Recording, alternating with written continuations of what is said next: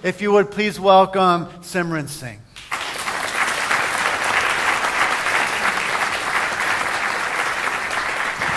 Good morning. It's a pleasure to be with all of you, and especially to kick off the year in Interfaith, which has become such a beautiful, ongoing experience in the Unity Church that Reverend Ed has fostered. It's very important and has had me in deep contemplation of what I wanted to talk about today for you. As Reverend Ed spoke about, I'm actually birthing my fourth book, and I started that last Saturday, a week ago Saturday. And when that process began, I started with a meditation. And when I went into that meditation, I did as we all do when we're ready to start a vision or when we have a desire or a dream that we want to put out in the world. And I went into my heart. And I started feeling that book, birthing, as any mother would. I started feeling what that child would look like, would feel like, how it might crawl and walk and run, what it might do in the world and how it might express. You see, as a mother, that is what we desire most. And when our children leave us, whether it's for a moment, several years, or for a lifetime, when they leave us, the one thing we do is we know how to hold them in our heart. We never stop loving them. We never stop keeping them in our hearts. Whenever Krish leaves me, I always say to him, Mommy's got you in her heart. Mommy will always have you in your heart. And when you need to think of Mommy, just look inside your own and you'll see her thinking of you. Religion, interfaith, faith, and oneness. They're distinctly separate, yet they are very connected. They're connected by an umbilical cord, one that we can't necessarily see, one that sometimes gets cut and oftentimes disappears but is always present. As souls, we may have imagined sitting in the space of the heart and desiring to experience ourselves in a certain way, a certain culture, a certain skin color, a certain costume, a certain path. Hence religion. Many different paths. Religion can be something that truly connects us, which I think is why it came into form. You see, as we birthed on this planet, we became physical, we became separate. So we needed something that would connect us. And religion was born in many different ways and in many different paths. But through the course of religion, we can either allow that to continue to connect us to that which we came from, or we can allow that to be the thing that creates walls and divisiveness to separate us from everything else. And then there's interfaith. What is interfaith? It is standing in the heart, recognizing all of these different paths that surround us. These paths that lead us out into the world, but eventually up and back to the same thing, the same source. These various paths that stem from us, that can also lead us back to us, whether we stay on one or whether throughout the course of our lives we hop from one to the other, to the other, to the other. We find that they're all connected, but that too is leading us outside of us. Then there's faith. Faith is something that doesn't exist outside. It's something that has to be found inside of us. Faith is that thing that we believe in. It is, in its truest sense, the ability to believe in ourselves. The ability to believe in the connection that we came from and the truth of that connection, not necessarily the path that we bought into, or even the belief that there are many paths, as beautiful as they are. Faith is the true connection to understanding who we are, where we came from, and what we go back to, and perhaps that we never left. Oneness. How do we know oneness? unless we know separation. You see, we have to experience extreme separation if we are to attain our deepest wish, which is oneness, at the very core of our soul, at the very depths of our heart, in the very places of the high heart. The one wish is the marriage of the lover and the beloved, the soul in connection to humanity, the bridging of that place that brings us back to where we began. So we look at the world, and we see a world of walls and boundaries. We see a world at war. We see a lot of hate and separation. And right now we see a shadow that is the rising up. And be truthful, because it is a shadow. That rising up that we're seeing from so many places, even though we want to fight, even though we want to stand, even though we want to say what's right and what's wrong in our world, that too is a shadow. We have to understand that every impulse and every response that we have in this moment is coming from our conditioning, is coming from our viewpoint of separation. But we have to be willing to go inside of us to see what we've put faith in. And what we've put faith in is our belief that we are separate. We've put our faith in our belief that we are disconnected. We've put our faith in a belief that powers are bigger than us, and we are a small being on a planet of 7 billion. And what can we do? And we've put our faith in this physical form alone. How many of you have done inner child work, where you take that child and put him inside your heart, and you heal those old wounds? You know what it's like to hold that child there and heal it and talk to it, help it understand where it became wounded and that it's forgiven and that it's loved. Have you ever considered who you are the inner child of? You right now as the adult. Have you ever thought of the mother that is holding you in her heart? The great mother. Not just the physical mother that you came from, but the true mother that has always held you. The one that we ran away from. The one that we learned to crawl and walk and run and go out into the world to achieve our dreams. The one that has always held the space, whether we've remembered that mother or not. You've all seen those dolls, those Polish dolls that's a little doll and a bigger doll and a bigger doll and a bigger doll. Imagine you're the littlest one. And the one before that you were inside of was your physical mother. And the one before that was your grandmother. And then your great-grandmother. What if you went to the largest of those dolls? It would be the great mother. The mother that birthed all of us. The mother that holds all of us as children in her heart, holding close the vision and the space for who we will become and how we will remember. The mother that understands and loves us unconditionally regardless of how far we go. As we look at the world, what we are looking at is the mind. When we think about what Reverend Ed said about the daily word being mindful in our thoughts, you know, the ego is the mind that is going to run amok with the thoughts.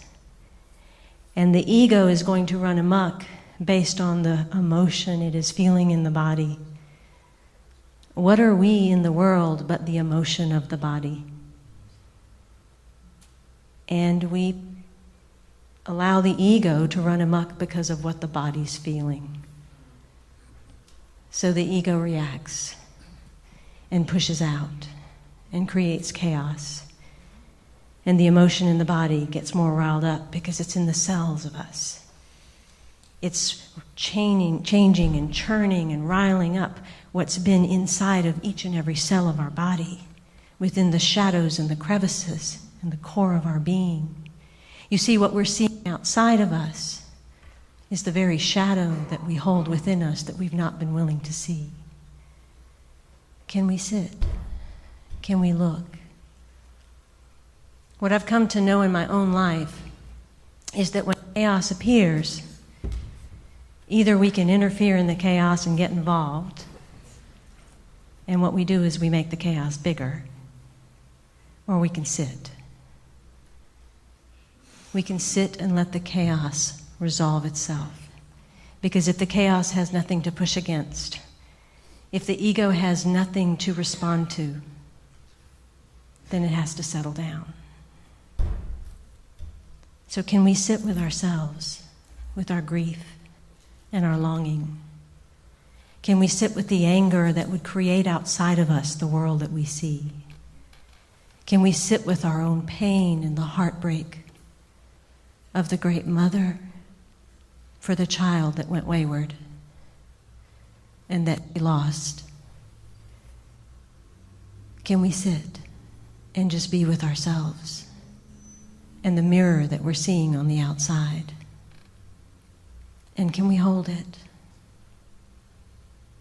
What I know to be true is one person in consciousness that is willing to hold the space, to hold the love, to hold the pain, and to hold the high vision of what is true, negates 1,000 people that hold the negative. So it doesn't take an army of us. It just takes some of us. It just takes you.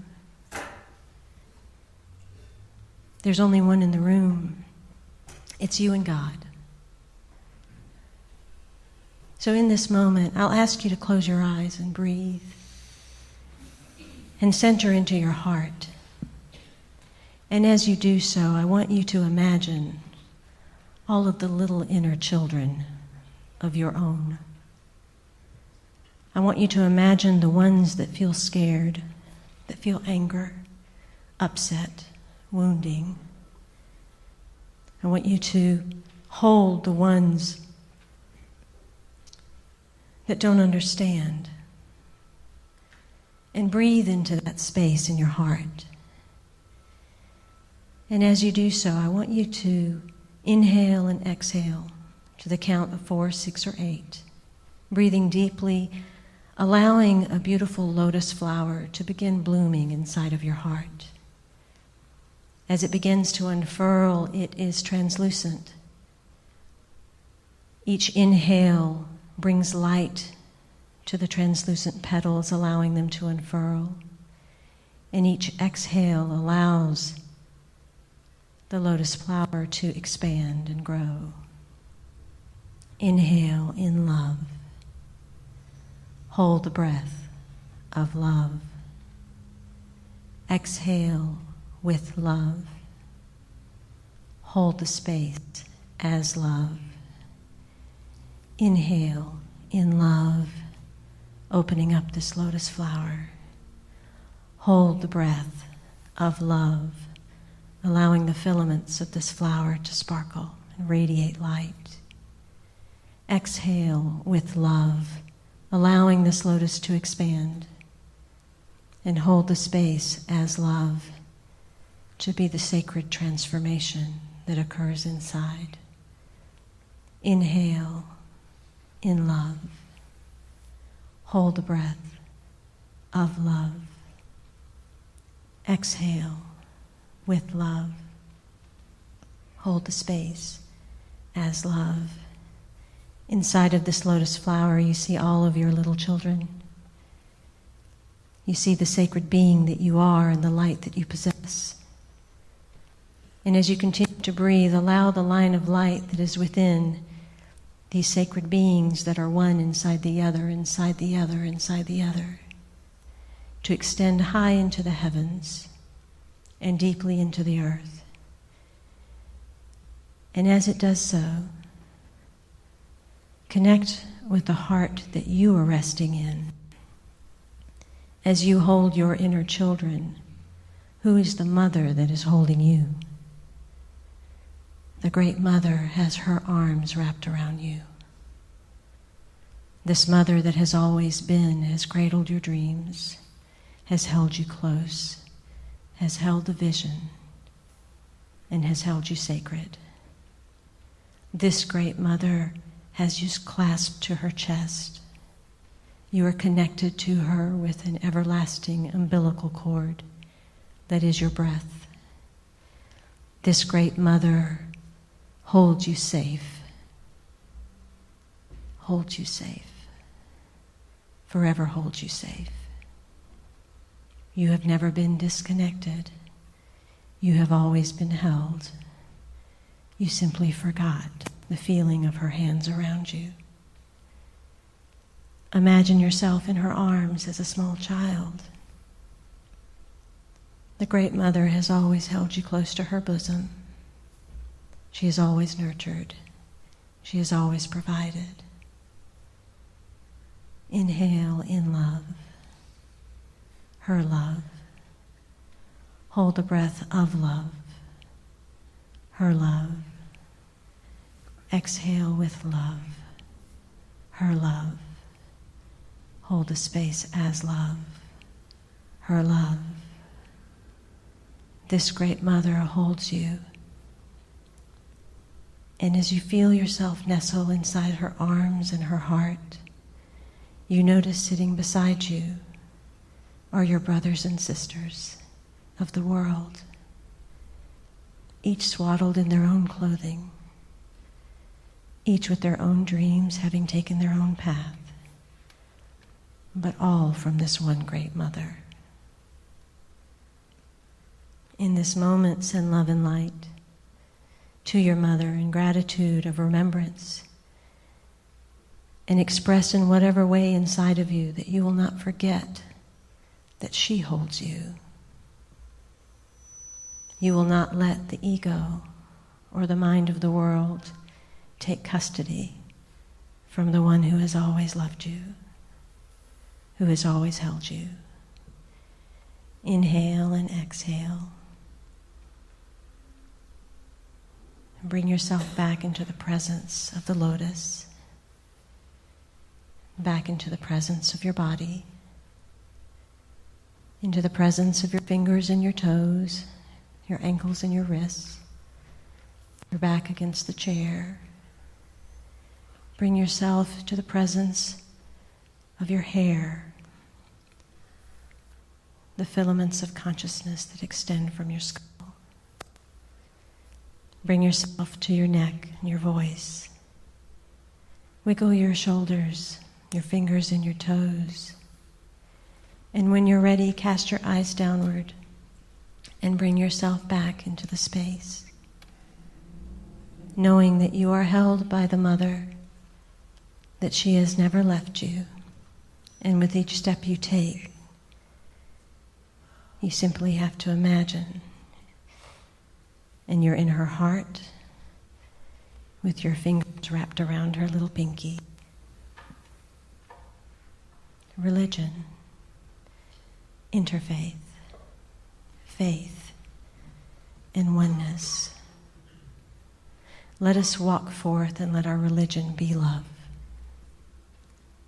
The open-hearted, non-judgmental, everlasting love of our brothers and sisters. Let our interfaith be the connecting threads amongst us all, simply different languages that connect us to Mom.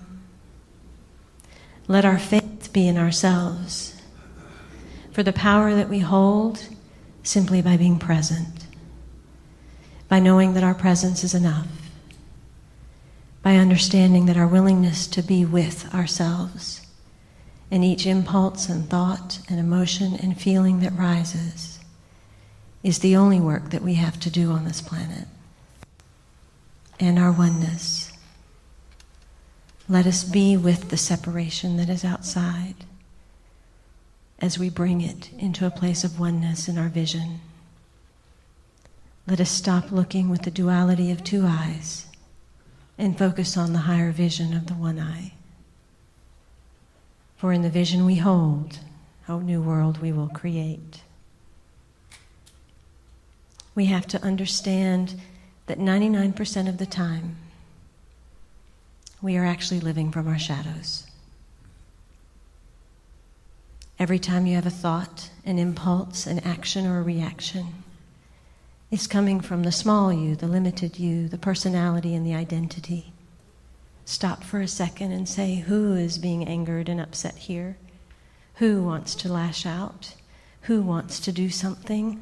Who is it that wants to be something? And understand that that is all your conditioning that has risen up. And in that moment, allow yourself to unzip that skin, because that's all it is. It's a costume. It's a skin. And when you unzip it, there's no form left. There's only light, because you are bigger than the skin you're in. And that is the work that we are here to do on behalf of the Mother. So thank you for letting me be here with you, my brothers and my sisters. Light. I appreciate the beauty of the costumes and the forms that you have placed on.